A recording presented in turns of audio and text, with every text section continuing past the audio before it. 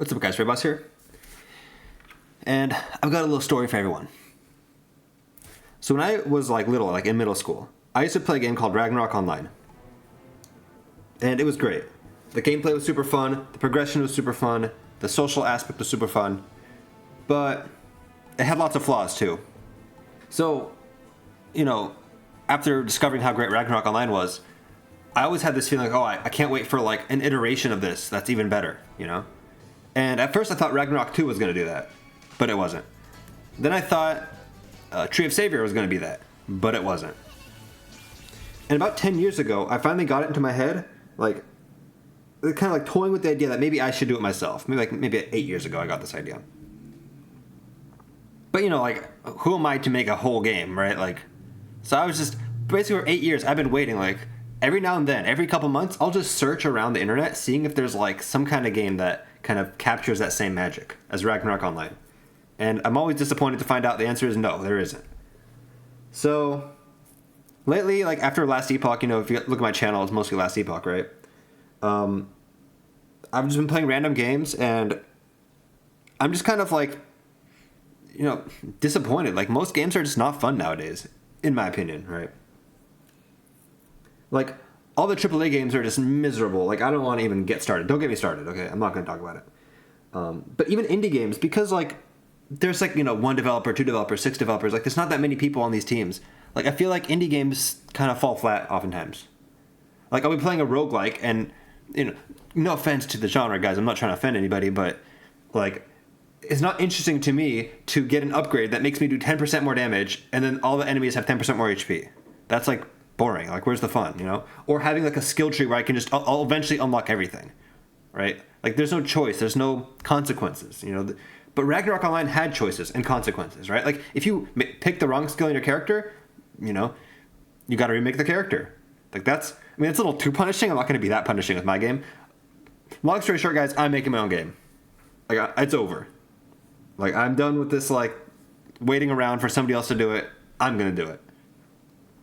With that said, because I'm still a indie developer or whatever, right? It's going to be a single player game, which means in my opinion, Ragnarok had two major strengths. One, the progression, how nice the progression felt, and two, the social aspect. So okay, I'm making a single player game, so I can't have the social aspect, but at least I'll have the strong progression aspect. So I'm hoping with my game to have a primary focus on satisfying progression, which means leveling, finding items, upgrading items, making certain builds, making multiple characters. I'm going to have that, multiple jobs, right? And then, a side, so let's say, if we're ranking how important the thing is, most important is progression. And then the next most important is going to be the storyline and the visuals. Okay, I do care about those, but not as much as the gameplay and the progression. That's what's going to be the main thing. But with a very nice gameplay and progression, I can then nice visuals and nice story can become kind of supporting elements to that. So that'll be fine. In case you guys want to see what this game looks like, at the moment we've been developing for a little over a month, but I'm calling this Devlog 0. So I'm just outlining what my plan is, basically. Devlog 1 is where I'll actually show the game, and then we'll go from there.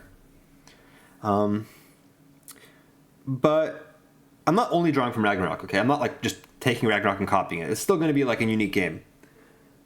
And I think one really great place to look to for inspiration is actually RuneScape. So I don't want to reveal too much right now, but it won't be completely Ragnarok. I think the most Ragnarok thing about this game is going to be the fact that it's a 2.5D game, so 2D sprites with 3D background. But the 3D background won't look the same as Ragnarok. Ragnarok had... I won't bore you with all that. The point is, it's going to look different. As far as the background environment is concerned. And of course, unique sprites, so it'll definitely look different, but it'll have that kind of nostalgic callback,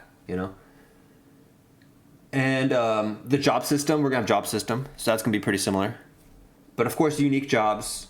I guess I can tell you guys what the setting is. I think I'm going to make the game set in, I'm pretty confident about this. It's going to be set in kind of a fantasy ancient India kind of thing. So Ragnarok is kind of set in like loosely, like, loosely inspired by like Norse mythology. So we're going to be loosely inspired by Buddhist mythology. I think that might make for some interesting stories and settings that people haven't seen before. So that's the rough idea with that regard. And honestly, if this game's successful, I'll make a multiplayer version. Like, if this game sells 1 million copies or something, yeah, that's green light. Let's go. Let's make an MMO.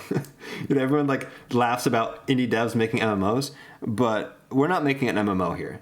But if the success is there, I'm open to that. So I mean, I don't know what else I can say. Like, I'm gonna have multiple devlogs. I'm gonna try to make this as transparent as possible. This process. I don't want to just like milk people's nostalgia and then just deliver nothing. Like just kind of smoke and mirrors, hype, and then just have nothing to show. So I think maybe like about once a month I'll have a devlog that kind of highlights the progress.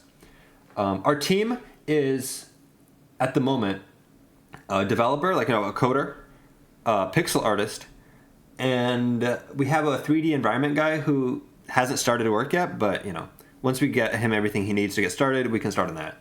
So progress is there. If you guys watch, I should upload this and devlog 1 on the same day, basically, so you guys can see where we're at with devlog 1. I've said enough, so let me wrap up, okay?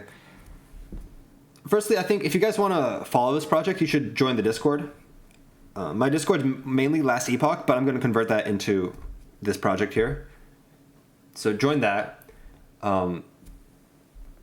I guess I'll link like different social medias in the description, especially as I start making more and more. Like I'll link them in the description, and maybe I'll end with promoting my Patreon. Yeah, so working title of the game is Meta Offline, and I'm hoping to make a game that's worth $30. That's my target. Like a game where you pay $30 and think, wow, I got my money's worth. Anyway, guys, if you want to support the project, here's Patreon. Like, this is still early stages, so you might not feel like it's even worth your money, but I'm at least letting you know that this is here, so, if things really pick up, maybe something to think about. All right, with that said, guys, check out Devlog 1 if you want to see where we're at so far. I look forward to hearing from you guys. If you want to join the Discord, like I said, let me know what you think. Once we have something playable, I'll probably upload it as a demo or something. But, yeah, we'll see. It's going to be a long road. Maybe last thing I'll mention is like my plans for actually getting funded and everything. I'm self-financing this right now, but like my budget isn't enough to actually finish the game. So I'll have to do crowdfunding. So that's going to be in the future. I'm hoping to have a playable demo that's like fun and looks good and looks about what we want the final vision to be, and then with that make a Kickstarter campaign. So again, I don't want any wool over people's eyes here. Like, if I'm going to ask for money, it's going to be because I have something solid to like show. Like, here's this thing. Imagine this with more funding. That's what I'm going to deliver, So this isn't going to be some kind of like nostalgia milking operation. Okay. Like, we're doing this. All right, guys. See you next time.